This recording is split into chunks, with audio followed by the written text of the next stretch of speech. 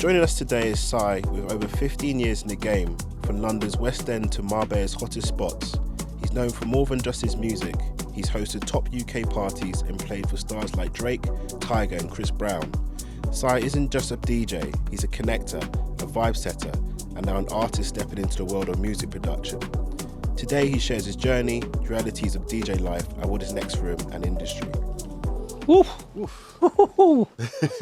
Yes, a lot. Thanks for joining us today, Sai. My pleasure, thanks for having me. We're going to start from the top with you, and we'd like to know from how you started DJing and from the time you basically got it going.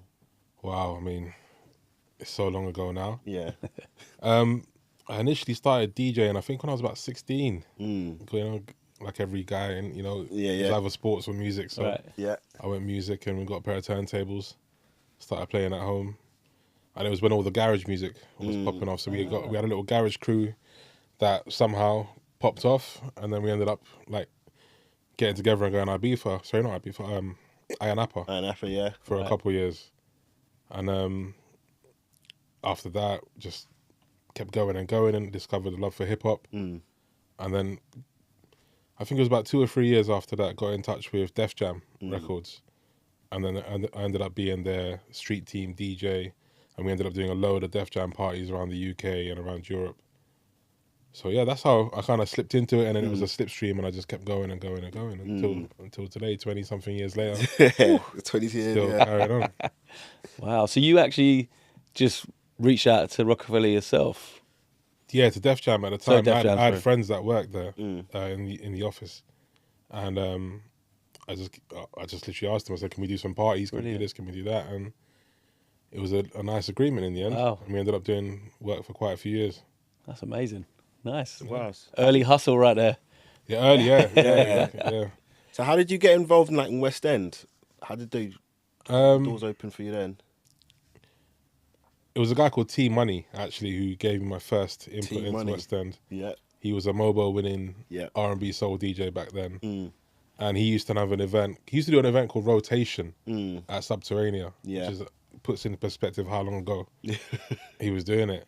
And then he had a party at Q Bar in Mayfair, which he brought me in, and it was my first West End kind of look. I loved it, to be honest. At the time, I was young, and the parties were great. Getting to spin hip hop in places like that, it was unreal. So from there, he did a second party. I moved on to that, and then I met Parties, which is Anas at the time, and then he kind of took me in. We did loads of different events and parties, and then we started throwing our own parties. Yeah, and that's how we met eventually. Yeah, that's how we started being bonding. But yeah, we went from you went from garage to hip hop, and then you went to, you say house? Would you say a bit more? House is a more recent thing for me. It's more like the last few years I've developed a real big love for house music. More so because hip hop's just become so mundane and boring for me, and especially DJing in London, you have a set selection of songs, and you kind of have to play that. If you go outside of that, there's people just stop dancing and it's like leave. So you've got no joy, I feel, as a DJ anymore. So you find it boring, would you say, or you just like? I was finding it very boring. I'll be honest. I was finding it very boring as a DJ. I wasn't enjoying it for a long time. Considered even not doing it anymore because it became that boring. And then started discovering a love for house music and making house music now. And it's just a completely different world. You get to become a real creator again. Yeah. And in your DJing and in your music production, and people appreciate everything you do because they're there for the love of music. Yeah, that's it. Nice. Whereas West End and even places like Marbella, Mykonos, everywhere, they're there on holiday, they're there for show. Yeah. And if they don't like what you're doing, they're just they're not about it. They want that TikTok top 100 and that's it. And as a DJ that plays every day, you really get bored of it. Yeah, because that's it. You guys start really from passion and love. So if that dies out, you probably can't do your best work, right? It becomes very repetitive. Yeah. Especially resident DJs. Imagine you're playing 4 hours, 7 days a week. Yeah. You really lose love for what you're doing. Yeah. Instead of, well, it was a passion when you started. Now it's just like having any other day job or anything else. It's not the same. Yeah, that's so interesting. And like, what's kind of interesting is the sort of journey you've gone through different genres and stuff. Again, falling in love with, you know, from garage to hip hop to house. Like, what were the early musical influences for you as a DJ and actually just as a fan when you were younger and got into the game? So before I was DJing, I was drumming. I was like fully qualified, but I done all my school grades and everything with drumming. I was in a band. That was literally all I did. Yeah. Okay. And then I kind of sacked that in to become a DJ when I started hearing Jazzy Jeff, DJ Premier, doing what they do with the drums and everything on turntables, and that kind of swayed me that way.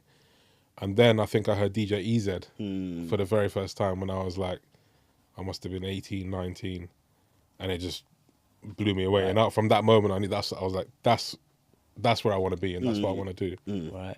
It's amazing you mentioned EZ. He's been mentioned quite a lot. And what's interesting as well, I remember like back in the Coliseum days, he was the DJ that was on at 5 a.m. And everybody stayed. Yeah. Like I don't know, like I don't even know that happens now necessarily, but like that's so interesting that you mentioned that name because he had that pulling power to make you stay. Coliseum really set the trend. Yeah. For him and for all the garage heads. Definitely. Back then. And also, it was, you know, a lot of celebrities came down. Like a lot of the footballers, you know, A-list celebrities from Hollywood were coming down to Vauxhall, South East London, to Vauxhall, and go into Coliseum and the different raves that were going on back then. It was an interesting time. Yeah.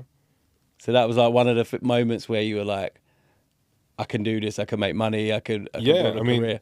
Money wasn't even really in the equation at that time. It was just the passion and wanting to be out there and doing something that we can get, you know, we get love for and we love to do. And like you said, Coliseum, seeing EZ there, seeing Martin Lana, those days, like Liberty, that was a real moment in music for London. Right. And it shaped the whole scene going forward. Yeah. And to be honest, it's never been recreated, I think, since then. Everything that I've been to in the last few years doesn't even come close. Yeah.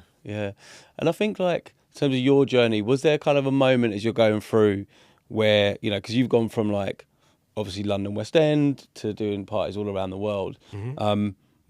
Is there ever a moment where you sort of sit back and think, I've made it? You know, was it like, does that happen? I've had very happy moments. I've been I've been like, oh yeah, this is, I feel I can go to sleep and I really feel good about everything I've done today. Yeah. But I wouldn't say I made it moment yet. I don't think I'm even close. I know where I want to be now that I've started doing the work that I'm doing now. Yeah. But I haven't nowhere near to having a made it moment. But definitely things like playing at the Singapore Formula One. Wow. Abu Dhabi Formula One. Yeah. Things like that. Yeah. I did Fashion Week in Sri Lanka last year. Things like that. They're really happy moments where I feel like I've achieved something. Right. And I feel good about what I do. Yeah. But I'm definitely not, you know, it's not I haven't made it. Yeah. Because you know what? Like, one of the things we hear quite a lot on the show is, whether it's from club owners, festival owners, DJs, performers, is that feeling you just kind of described, which is like, it's something inside that makes you feel like, almost like you're on drugs a little bit, a happiness that you can't really articulate to people unless you felt it. So kind of interesting to sort of seeing you. It gets emotional sometimes. Yeah. You really feel like it. You be in a taxi on your way home to the hotel and you're thinking, oh, I did something good today. Like, right. Today was a good day. They're major moments. Yeah, major moments. That's amazing. And like, one of the things we see a lot is sort of back in the day, I suppose when it was turntables, the art of DJing, you know, arguably was harder than maybe it is, you know, from carrying lots of record boxes into a nightclub to now rolling in with a laptop or a USB. Yeah. Kind of, you know, the market feels quite saturated for DJs. Like, in your opinion, what allows DJs to stand out in today's genre of DJing? I mean, technology is always going to evolve, so we can't hate that. Right. But it is saturated. There's so many DJs, and anyone can become a DJ now. And I think a couple of YouTube, you know, tutorials and a controller, and you can pretty much do what any other DJ can do. Yeah. So what keeps you apart from them, in my opinion, is your track selection, your knowledge of music thoroughly from, you know, from the last 20 years, which you can dip into a house song or a hip hop song from now. You know what songs are gonna go with it from however long you've been in the game, right? And a really experience that counts. Yeah. So I know a lot of new DJs that just started a couple of years ago. They've already got residencies in Marbella and other places, but they've just got their set. But it's not their fault. It's just they don't have the experience that an older DJ would have. Right. Right. So I think if you're new and if you're young, you still have to go in and dig the crates and find all the hits from all the way back when, and not just stick to today's, you know, SoundCloud or Instagram hits. Yeah. No, that's so interesting. I think one of the things we heard in a previous show was about like some of the sort of, you know, bedroom YouTube DJs and stuff, like going into a bigger show and almost encountering problems that they don't know how to deal with and stuff like that. And again, you're right, it's not about hating on any younger generations. It's just like, do you feel like that's a problem as well in terms of that ability to navigate the tough stuff that It's more of a case of guidance, I think. There's not enough people to guide the younger DJs into the right things to do, because DJs can blow from 0 to 100 overnight nowadays. One TikTok video and you're getting bookings around the world. Right. And where's the part where they learn how to do everything or handle different situations, or even going on stage in a big show? You don't know, you know, if your equipment's different. Who's really told you what to do? It's not their fault, but there should be people in place to do all this kind of stuff. And I think the younger generation, because they blow up so quickly, sometimes the egos stop them from learning, going for advice, or they just think, oh, I've got this, which is cool. And you learn from your own mistakes, like we did when we were younger. It's interesting because you think like some of probably the best singers in the world, they will still do singing lessons. You know, like, so even Beyonce and the level she's at, she's gonna still do singing lessons. So it's quite interesting to sort of hear you say, like, actually there's people that just think, I'm gonna stick to this like method because it's getting me bookings, but actually is it gonna give me a long career in the industry that like you and others have had? Like, it just fascinates me, kind of, you know, maybe not having those training wheels on. You've always got to keep learning. Even today, I'm still learning new technology. New bits of equipment are always coming out. You have to stay on top of it. Technically, just for yourself, if not anything else. Amazing. And I want to go back to that feeling you talked about earlier in terms of being happy. Like, obviously you've DJed lots of countries and stuff. Can you give us a few moments? You've talked about a few already, to be fair, but like where they just felt magical. Is it a certain country that lights you up? Is it a certain club? Like, we'd love to just dive into that a little bit more. I'll give you a recent one, actually. It was Ibiza just last week. It was my first time playing a proper house set in the land of house music, in a club that's very historic, in the main room. And to this day, I haven't had a feeling as good as that yet. It was playing the house music that I love. People didn't care if it wasn't a song that they knew or didn't know. They were just vibing. Brilliant. And it was spot on. It was amazing. Could you commit to a place in the world that you think's got the best vibe for partying? I think Ibiza. To be honest, I think Ibiza. What, better than Marbella? Better than Marbella. Yeah. Okay. It's just it's a different world. Marbella is great. Don't get me wrong. I love partying in Marbella. It's home for me. Right. I do love it. But Ibiza it ticks all the boxes in terms of vibe, atmosphere, even the clubs. They're just unreal. Yeah, they're beautiful clubs, aren't they? Like, some of them, you're sort of standing there and watching the technology. You know, or you're just looking at just how beautiful, and it's got so much history and stuff. I'm with you, actually. I got a soft spot for Ibiza as well. You're on your own over there, Jules. But I feel like if you go to Marbella, you're going half the stunt, half the party. That's true. Get girls, do this, do whatever you want to do. When you go to Ibiza, you're going to rave. And as a DJ, you want ravers. You want people that are going to be in front of you having the time of their life. Not like, you know, throwing champagne and doing that, which is amazing to look at. And the clubs make money. As a DJ, it's not the best feeling. That's true. That's true.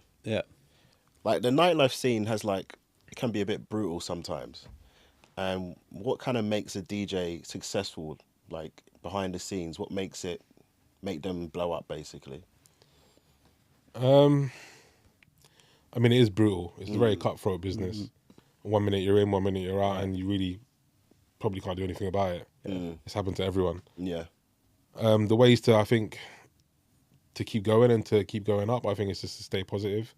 Know that, you know, you have confidence in your own craft. And if it wasn't meant to be here, you know that it's going to be meant to be somewhere else.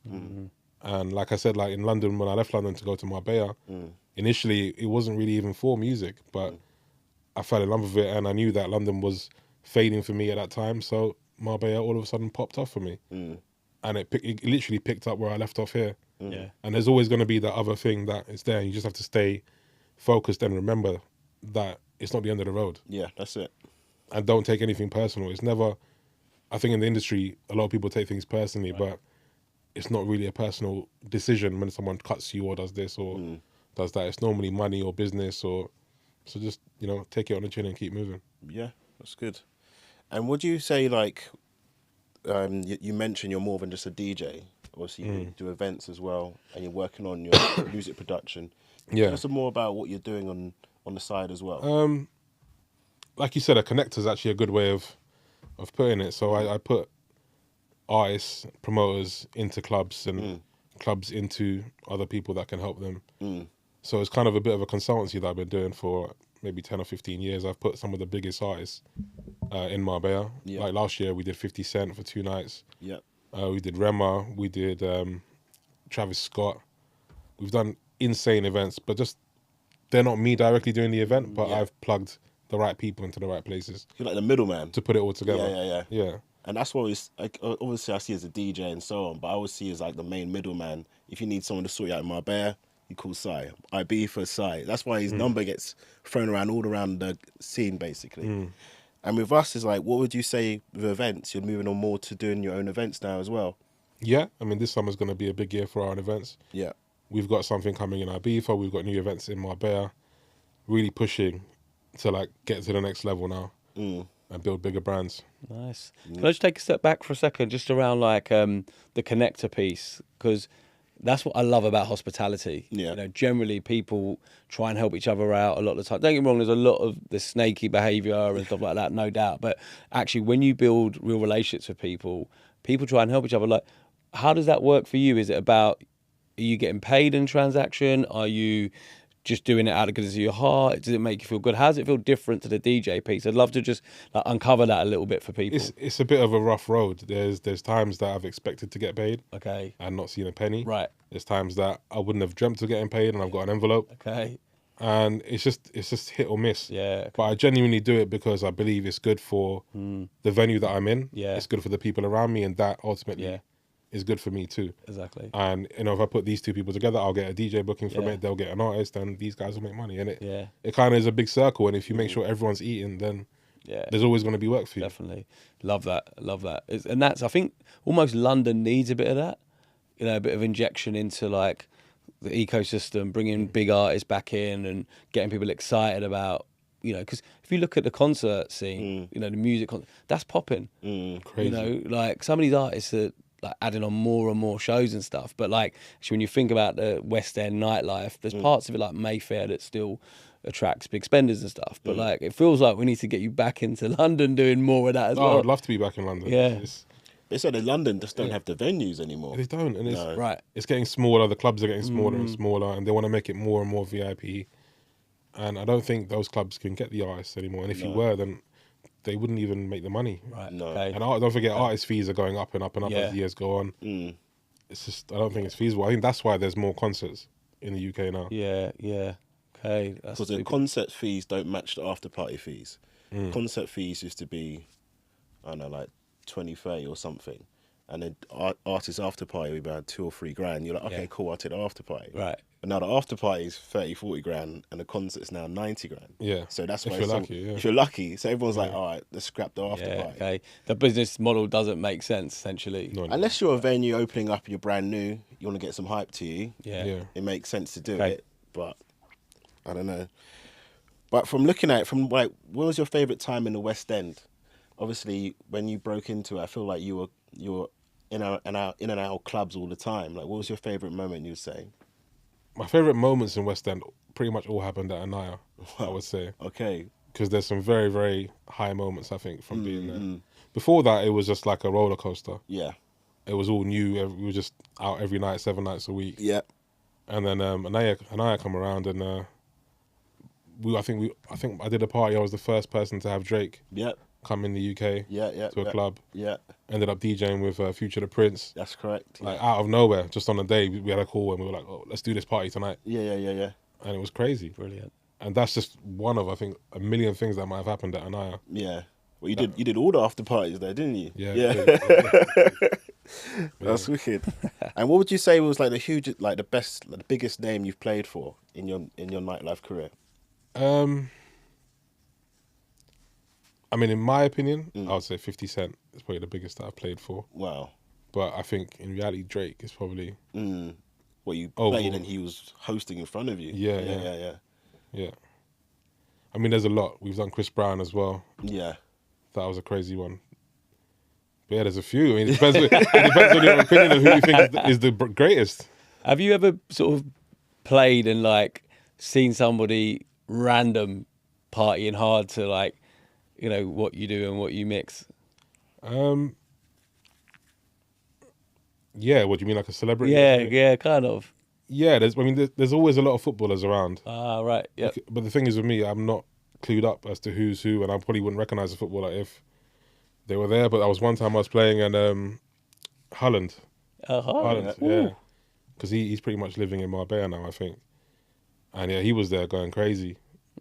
And I didn't know who he was or what was going on, but someone said, "Oh, like this guy's here and he's going wild." Well, quick Google, and I was like, "Okay, yes, Man the City, big guy as well." okay, now I understand." Love that. What do you think about the clubbing scene at the moment, especially like in London? What needs to be done to give it uplift? I think like what you said earlier, I think artists need to come back. Bigger DJs need to come back. There needs to be a vibe brought back where it's more about the music and less about the look and the show. And I think there are parties in London like that. I just haven't found them yet. But there are parties in London like that. Yeah. And maybe they're not in the West End, but that's what's going to bring love for music back. Right. And people to love going out again. Because when we had it, when we were doing a night out, the music was great every Saturday. It wasn't a case of, you know, we're playing rubbish music, people are coming because the club's good. People were coming for the music. And for the people. And for the people. And everyone enjoyed every moment of the night. Brilliant. Oh, that's wicked. And you know, obviously, being in the nightclub industry has ups and downs. Do you ever feel like there was a time where you're like, you know what, I don't want to do this anymore? Yeah, I think that happens to me every year. Really? Yeah. Really? I was not expecting that. Yeah, I think it happens to me every year. There's always a time. Yeah. Sometimes for me it's when I'm just exhausted and I haven't been home for a while. Yeah. And it could mean that I just think, is this all worth it? Or it could be a time where I'm sort of transitioning between London and Marbella and there's dying out and I haven't got work here and I'm thinking, should I just, you know, sat this in and do something else? It's happened. It happens all the time. But I'm glad that I've stayed strong through it and I'm glad that I still want to do it. That's it. I think this is what I'll be doing for the rest of my life. Yeah. And I think that sometimes people have their ups and downs, but as a DJ, you need to stay popular and also get your bookings at the same time. Yeah. And because you transition from Marbella to London and London to Marbella, you're like, all right, I need to maintain my sets. Basically. Yeah, it's like having two jobs. You have to be in touch with everyone. You have to keep on top of everything. It's extremely difficult. Yeah. And while you're there, there's 100 people trying to get what you're getting here. And while I'm here, there's 100 people over there trying. And it's a constant battle. And if you don't stay strong above it, then that's it. You know, I'll be doing a 9 to 5 somewhere now. Yeah. That's interesting about the 100 people coming after you. Does that motivate you, that competitive side of DJing? It stresses me out. I don't know. But yeah, it's motivational to look. Yeah. But what it does, it brings the value of each person down. Yeah. When a new person or a DJ that doesn't get a lot of looking wants to come and your price is here, they're like, well, you know what, I'll do it for a quarter of that. Right. Just get me in. And then the club's all of a sudden thinking, he's not 4 times better than him. Yeah. And he's going to do it for that. So why don't we just try that? And then all of a sudden, things start getting a bit wobbly. It happens to everyone. No, of course. Yeah. That's how new people are getting into clubs now, I feel. But it's not the right way to undervalue your own quality. Yeah. Because it's your art and you've done it and it's what you want to do for the rest of your life or as a career. Why would you go in and undervalue yourself so much, knowing that once you've done that, you then can't be, all right, cool, now I want this much. Yeah. Because the clubs aren't going to do it. And that's the problem with artists, because in a way you're selling your work for a cheap price. You're like, well, realistically, if everyone kept their prices to a certain level, then it can stay on a certain balance. Yeah. And that's why some venues you're like, okay, cool. Right, this guy's, I don't know, €100 cheaper, I'll take him. How his music could be just whack. But however, I just need someone to fill in the space. Yeah. But that means your brand starts going down, everything starts going down, and then... Some clubs don't value the DJ or the music. Yeah. They think it's just... You know, the last important thing, the last piece of the puzzle. Yeah. It's not. It's just going to be there. But in my opinion, it's up there as one of the most important things, because if you have a bad DJ or a bad night musically, people aren't going to have fun and they're not going to want to come back. Your club is only nice to look at for so long. Yeah. The vibe has to carry the night through. Totally. That's true. Yeah, we asked the question actually to lots of different people in the nightlife industry of like, what are the top 3 things? And in fairness, everybody has music at least somewhere in the top 3. It might not be in the top 1 or 2, but it will typically be 3. So it is. I agree with you. It's like critical. You will leave quickly if the music's whack. Yeah. We've all done it. We did it. We did it in Snowbox. In Snowbox. Oh, the music was terrible there, man. It was really bad. Like, obviously the great scenery and stuff, but we were there for like what, an hour in there. We said, you know what, the music. Opening night of their festival, main stage, and we left. Yeah. Shit. How bad is that? and what the best time we had was in the daytime. Yeah. Yeah. Après-ski, yeah. Yeah. We chilled there. Yeah. But the night time wasn't good. Damn, that's a shame. It's a shame, yeah. Yeah. Cool. All right, we're going to change it up a little bit. Si, you ready? Okay. Yeah. So we got a round that we famously call the quickfire round. That is never, ever, ever quick. And we quite like it because we usually get very good stories out of it. So going to hit you with some questions. Okay. So question number 1. Who's the biggest party animal celeb that you've ever had at one of your events? I don't know if he still is now, but it was Chris Brown. Oh, right. Yeah, he would turn a 1-day booking into a 1-week holiday and be going hard the whole time. Yes. All right. That sounds like a good party. Yeah. Anybody else? Travis Scott, I'd say is another one. Brilliant. Like, All right. He loves to party. Yeah. Love that. Yeah, but Chris Brown, I think, is way ahead. Thinking about it, I think is way ahead. Amazing. Of all of them, yeah. But you need those people, you know, the ones that. But he puts in the show as well. He does the show and then he does party. Right. Yeah. Amazing. Amazing. All right. Cool. So, alive or dead? I've got 2 questions in this one, but alive or dead, what celebrity would you have loved to come to one of your shows that hasn't been? Oh, that's a tough one. Yeah. You can say multiple names as well, by the way.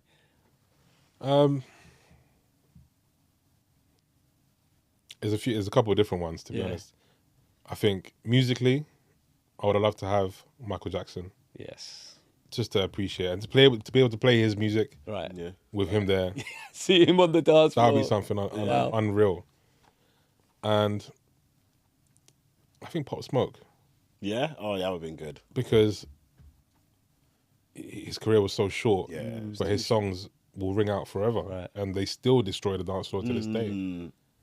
And having him at a live show or just turning up to a club would have been insane. Yes, love that. All right. And then same question, live or dead. What DJ would you have most loved to go back to back with? Oh, Say multiple as well, by the way. Do you know, there's one, and I did go back to back with him, and he has passed away now. It's Eric Murillo. Oh, wow. Yeah. We did an after party together, and we were going back to back in someone's living room. Jeez. Like with one of the most famous house DJs in the world. And it was a moment. Yeah. It was amazing. That's wicked, man. He's actually one of my best IB for moments. Yeah. Where he literally just went instrumental. It was just amazing. So yeah, okay, wow. That must have been amazing. I thought Ezo was going to get a mention. Yeah, I thought so. Yeah. But Eric Murillo, that's goals, man. Ezo's a great guy and he's an amazing DJ, but he does not like to party. No, in and out. In and out. He will turn up 5 minutes before his set, yeah, and you won't see him 5 minutes after his set. Slay the set and then off. Out the door, yeah. Right, okay. And then, have you got a guilty pleasure track? I don't think so, you know. Right. I don't so think man so. of the people is what I'm hearing here. I don't think so. Yeah, I'm trying to think. No. No. Oh. Okay. All right. And then club experience, hospitality experience that you highly rate and wish you created. I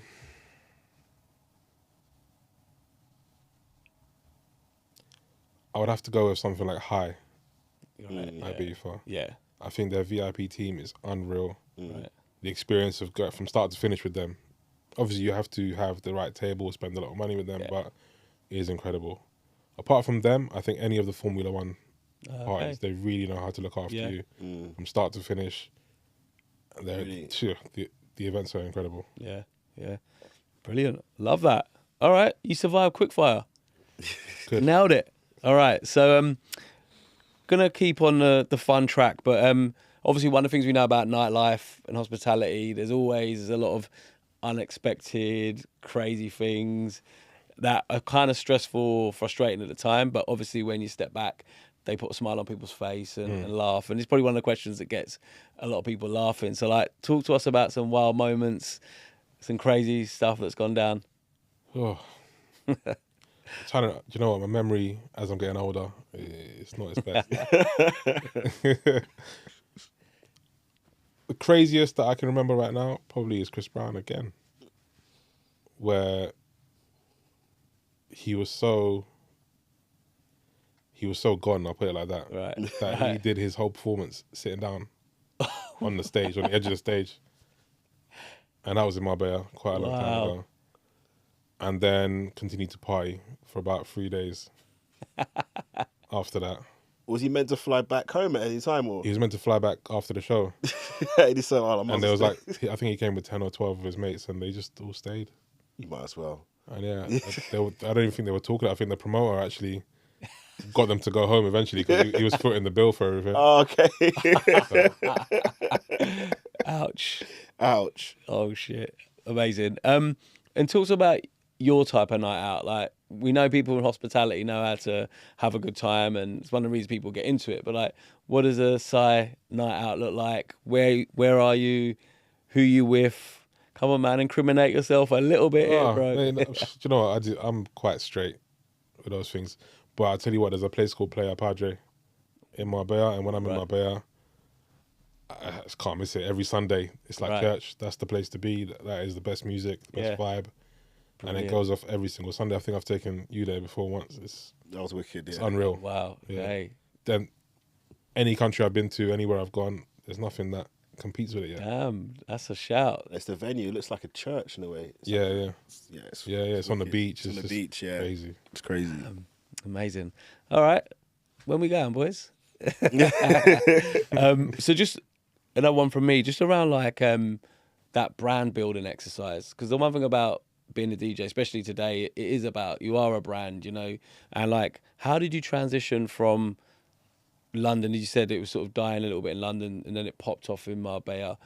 Was that a quick process? How did you go about that journey? So the decision to go to Marbella initially was for a different business. Oh, right. And as I was there, I noticed that there wasn't any hip hop or urban music in Marbella at that time. Everywhere I was going, it was electro. It was like disco. There was literally no hip hop. So I kind of came together with a few people and we said, look, let's do this. Let's make this hip hop night work. I'm promising them that it's going to go off, and they're all looking at me like, nah, no one wants to hear that stuff. And we did it, and it was like 2011, I think. Yeah. And it went off. And that's from there on, it literally became the thing that if you want to do a hip hop party in Marbella, you have to get Psy. And it was like that for a while. Wow. And now obviously hip hop is the main music there. Yeah. But it wasn't like that before at the start. No, you weren't allowed to play hip hop in the clubs.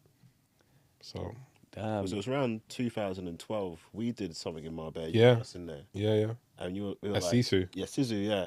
And we were like, wow, it's like the music's got to be like commercial in a way. And then no, to play hip hop, you got to talk to Psy, and obviously Psy got us in there. We're like, okay, it's cool, and that's how everyone calls them the Connect. Yeah, you want to go Marbella, Psy, and then basically that's how you build up your reputation. Yeah, in 2012. Yeah. So yeah, when I first got there, I started working with Sisu. Yeah, and we did a whole heap of different events, and we kind of like made the staple for hip hop artists. Coming to Marbella. I think the first year I was there, they had Pharrell come over. They had 50 Cent come over. They did really big things there back in those days. Brilliant. Along with crazy stories, but I think they're a bit too crazy. Never too crazy. Never too crazy. Never too crazy. And in terms of like, you've talked a lot about IB for Marbella and London, obviously, in terms of, you know, places you've played, and obviously IB if you're going to continue to do more. Like, when you think about the comparisons of vibe, Like, can you talk to us a little bit about like the differences in the vibes between those places for you? So London, way back in the day, Right. I think is very similar to how Ibiza is now, in terms of music appreciation, vibes, people just wanting to have fun. Right. Marbella is in its own lane with a vibe. I don't think there's any other experience quite like Marbella. But people hate it or they love it, but it's its own thing. You can't really compare it. It's not like Mykonos. It's not like Ibiza. It's not like London. It's like a pool of international people. Yeah. And you'll be in a club and there'll be a group of Russians, there'll be a group from London or UK, there'll be Arabs from different parts, there'll be, Dutch, French, all in one club. Nice. And you have to play music for everybody Yeah. that everyone will enjoy. But funny enough, it works there. Yeah.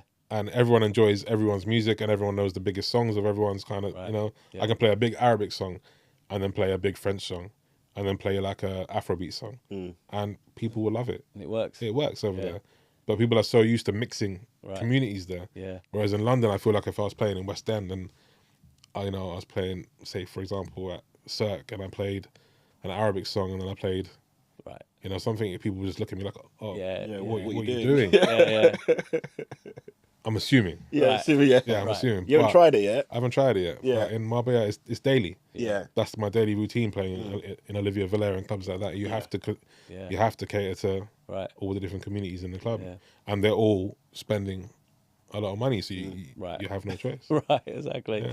I suppose, so your approach to London or Ibiza or Marbella, when you're thinking about set lists and how you're going to create that vibe, so you're really approaching them quite differently and from what you're saying, I suppose. Yeah, very different. Yeah, very different. okay. When I would play in London, I would just go for the top trap hip hop hits, and I know I can stick within that bracket, and it'll be a good night. Yeah.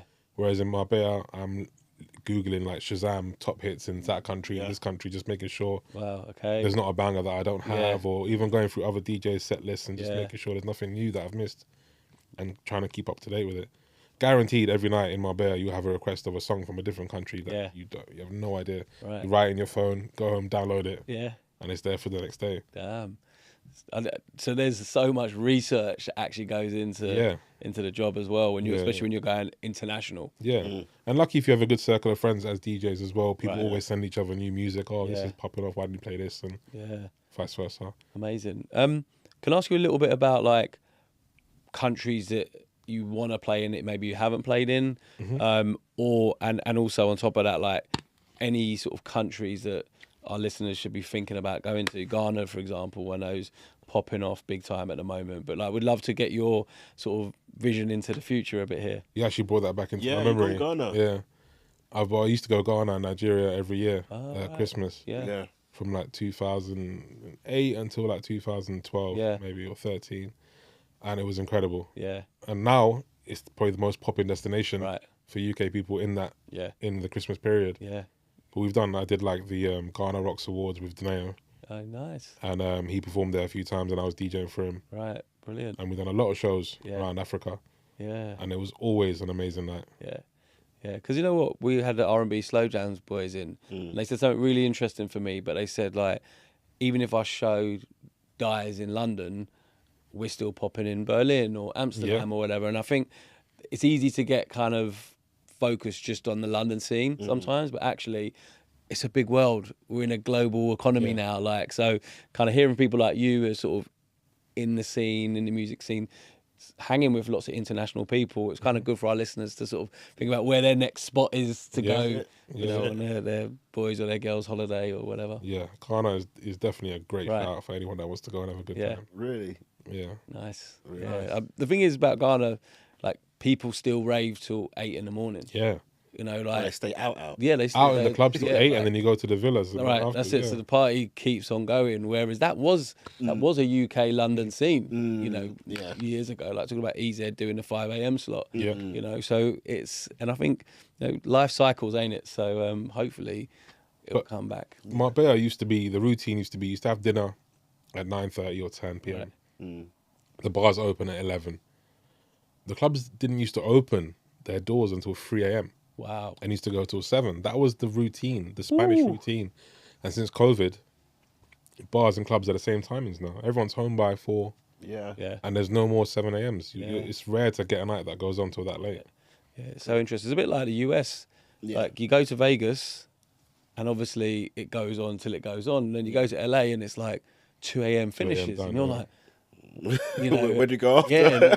There's some weird mansion parties in LA that you kind of you're not sure you want to get on that bus to that after party, you know. So yeah, thanks, Si. That's so interesting getting your perspective on it. All right, so with your DJing and also connecting promoters with venues, what's your next goal? What's your plans for the next coming years? I really want to get into my producing bag now. I started producing again at the end of last year. I've got a song coming out at the end of May. Yeah. And I've got about another 4 songs lined up. Good. After that now. I've teamed up with some other producers, guys that were making great music before, Ill Blue, and other people in the house scene now. We're just making good house music. And that's what I really want to push going forward. So more of a producer, really? Yeah. I mean, DJing comes in hand, I think, with production. And I think I'm blessed because I've been DJing for so long, I kind of know what would work and what wouldn't work before. So I'm in the right direction with it. Oh, that's wicked. And hopefully that just keeps progressing and getting bigger and bigger. So in a way, do you find it like, because back in the day to make music was obviously you needed all these equipment and so on. Is it now because it's a lot easier, you feel like, all right, I want to jump into it? Or? Yeah. I mean, I did music production and business at uni. Yeah. And when I was learning, the equipment that you used to have, and I used to have a studio in my house, and it was like 10 to 12 different bits of equipment. Now, everything's just in my laptop. Yeah. And, you know, you can laptop and a pair of headphones and you're good to go. Yeah. You can literally make music anywhere you want to be now. Yeah. So I think that's helped a lot of people now get into the game. But me, definitely, to get back into it, knowing that I can do it on the move and do it anywhere I am. But what does the future look like to you? What do you feel like it's going in the right direction, the wrong direction? I feel like it's going in the right direction. Okay. I feel like festivals are coming back. I feel like big clubs are coming back. Maybe not in London so much, but around the world. And when I look on Instagram, when I look anywhere, there's just events popping up and more and more and more. And event spaces in London, I think there's a lot of new ones. There's big DJs coming to London doing the Naval Barracks, doing other places that you never would have thought would have been events. So there is a lot of focus on hospitality and events, and I feel like it's getting better. Yeah. I just saw that Ministry has spent like $500,000 on their VIP area. You know, so it's good to see like the investment to come back into the game a bit. And to your point as well, like venues that are now dual purpose that you never would have thought you'd go to a rave there, you know, or a party. I think they've got Black Coffee there in August, and then they've got Fisher. Yes. So some of the biggest DJs in the world coming to play a venue that was never made for, you know, but the government and everyone's taking it into consideration and making something great again. Yeah. Well, the mayor had to put in some money into the nightlife scene because he needs the economy going. Yeah. And I think it's important that kind of happens, really. All right. What advice would you give to someone up and coming in the industry, and what things to look out for? Just be ahead of the curve and do your research. And as a DJ, I think get the experience and get the knowledge of music and go back on YouTube and SoundCloud and look at and listen to all the old DJ sets and just get an understanding of music as a whole. Yeah. So that you're not focused on your shelf of what you're doing, and you're able to be flexible and move around your genres. And I feel that's the most important thing now. Quality, people do want quality, and I feel if you can't give it as a DJ, you've got no future. Yeah. I love that. Wow, that's super powerful. Damn. Get the notepad out for that one. If you're up and coming DJ, right? I love it. All right. Amazing. Thank you, Si, for joining us today. Thanks for having me. Yeah, Si, thanks so much, bro. Amazing.